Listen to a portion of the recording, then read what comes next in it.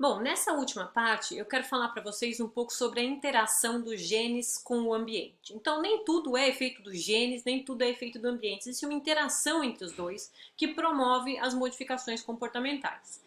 Para começar, queria que todo mundo entendesse o que é uma norma de reação. Então, o que é essa norma de reação? É todo o conjunto de respostas comportamentais que um genótipo oferece frente a vários ambientes diferentes. Então, como que eu posso me comportar em determinado ambiente, em determinados ambientes? Eu vario a minha resposta comportamental. Então, tudo que está dentro daquele repertório de comportamentos que eu posso apresentar é a norma de reação que eu tenho para aquele comportamento específico, tá? Para aquela resposta específica.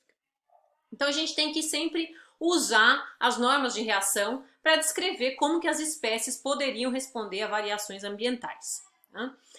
Nessa primeira condição aqui, vocês estão vendo um conjunto de normas, né? 3 normas de comportamento, então reação A, reação B, reação C, e aí eu tenho nenhuma plasticidade porque eu vario o ambiente e o comportamento continua sendo o mesmo. É como se fosse uma característica morfológica. Independente do ambiente, eu continuo apresentando aquela mesma resposta.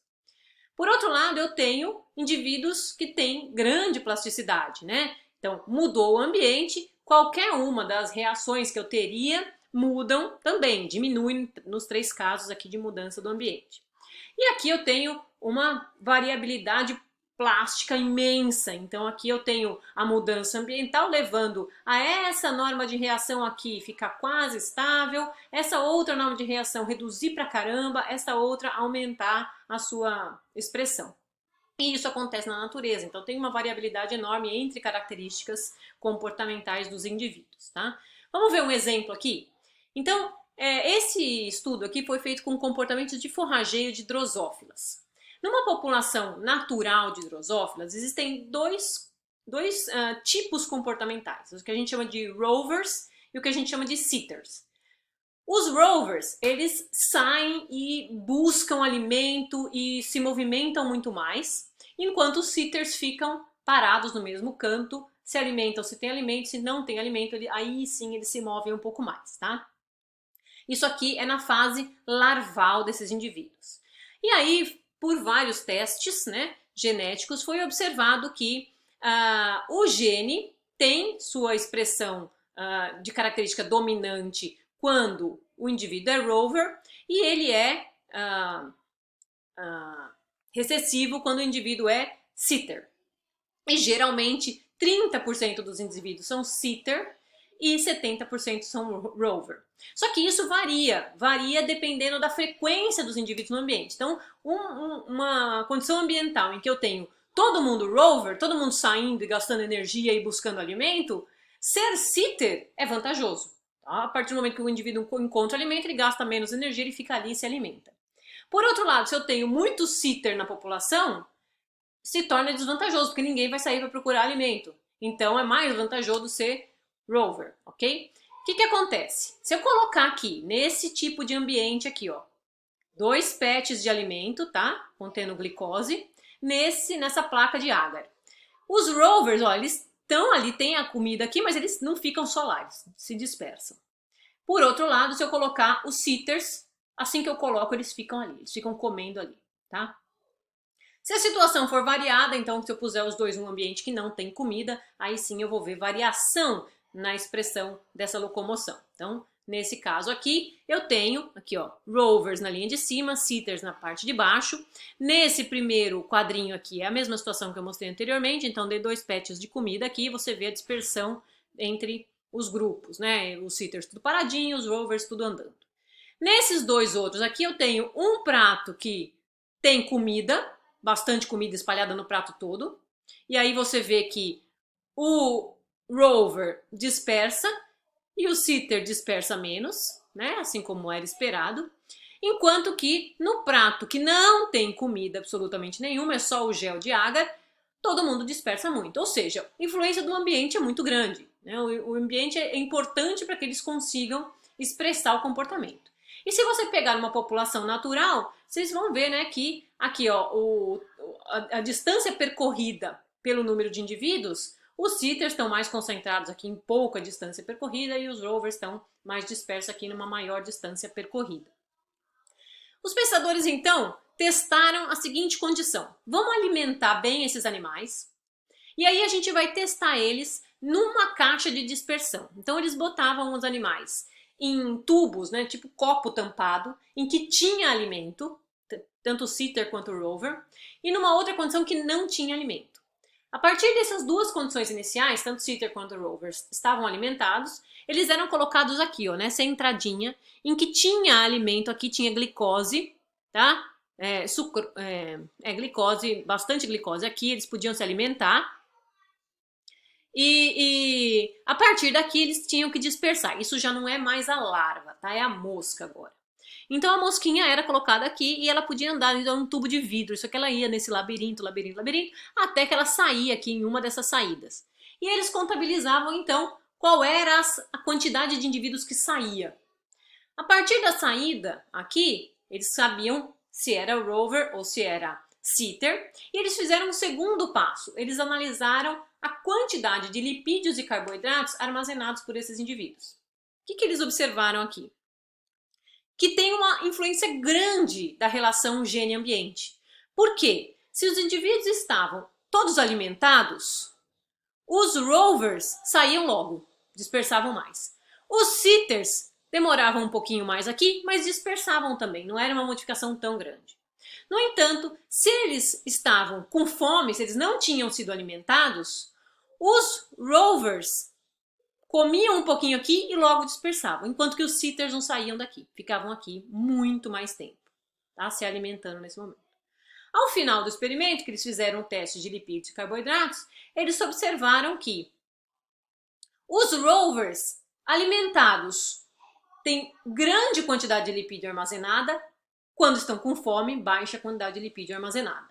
Enquanto que os Seaters também aumentam, ficam igual aos Rovers quando estão alimentados, mas quando eles estão em jejum, falta de alimentação, eles têm uma quantidade de lipídio maior armazenada. Eles conseguem sobreviver bem. Carboidrato, então, foi mais marcante, né? Porque houve uma variabilidade enorme. Os Seaters, eles tinham muito mais carboidrato armazenado, tanto na condição de fome quanto na condição alimentada. Enquanto que os Rovers tinham uma baixa quantidade de carboidrato disponível. Então eles tinham que manter a atividade de busca por alimento muito mais intensa. Os Seaters, eles têm uma capacidade metabólica de armazenamento que garante a manutenção da homeostase onde é que eles estejam. Os Rovers não, eles precisam sair e em busca de alimento o tempo todo. Então são tipos de metabolismo relacionados com o comportamento.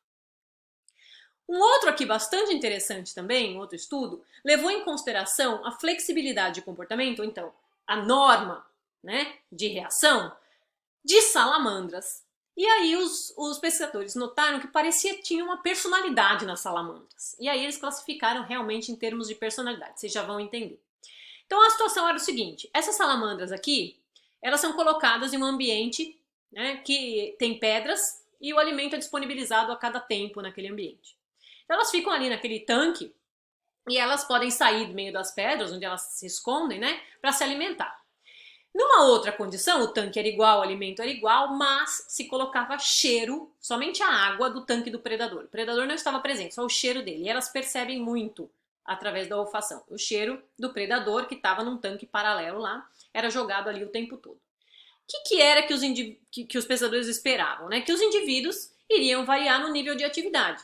Quando eles tinham alimento disponível, embora não tivesse predador, eles iam, se não tivesse predador, eles iriam sair muito mais, ficar muito mais expostos. Sem alimentação, eles ficariam mais contidos dentro das suas tocas. Com a presença do predador, a alimentação ia variar. Eles iam sair menos, né, por causa da presença do predador, mas iam sair um pouco mais ou um pouco menos, a depender do tipo comportamental. E aí eles observaram exatamente o padrão comportamental de indivíduos com personalidades diferentes, né? Quando tinha uma alta ameaça, presença do cheiro do predador, muito mais tempo os animais todos ficavam no refúgio.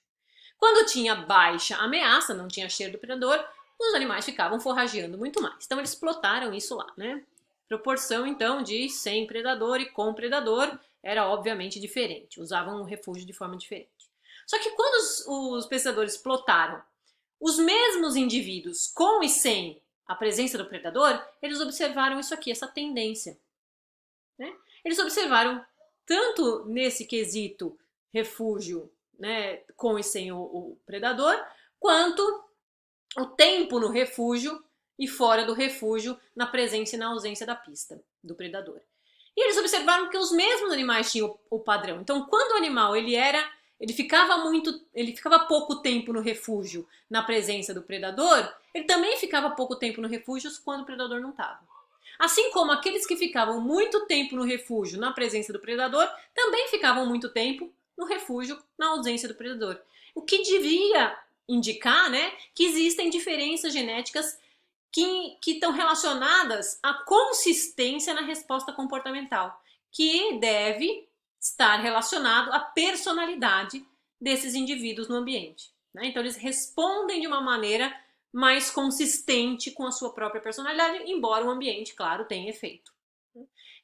Isso tudo, né, indica a importância dos genes em relação ao meio ambiente. Então, muitas vezes, existe um agregamento de informação gene-ambiente.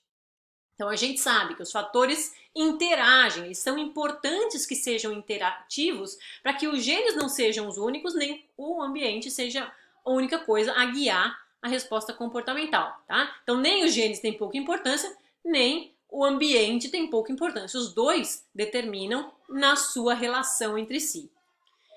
Qual que é a questão aqui? O que é mais importante? Os genes ou o ambiente? Né? Então, isso cai sempre naquele debate natureza versus criação, nature versus nurture. Então tá aqui, ó, uma variabilidade enorme naquilo que é mais guiado pelo ambiente, o que é mais guiado pela genética do ambiente. A pergunta errada está em quando a gente fala, são os genes? São os genes que guiam esse comportamento? É o ambiente que guia esse comportamento? Então aí a gente se engana, né? Sem os genes não tem organismo, não existe organismo. Sem o ambiente, não tem organismo também. Então, não adianta, a gente precisa dos dois e mais do que isso, a gente precisa da interação entre eles. Então, como que os genes e o ambiente interagem? Essa é a pergunta que a gente tem que fazer para entender como que um comportamento se expressa. Qual é a relação entre genes e comportamento? E aí a gente vai conseguir entender muito melhor por que existe variação na norma de reação ou não existe variação na norma de reação.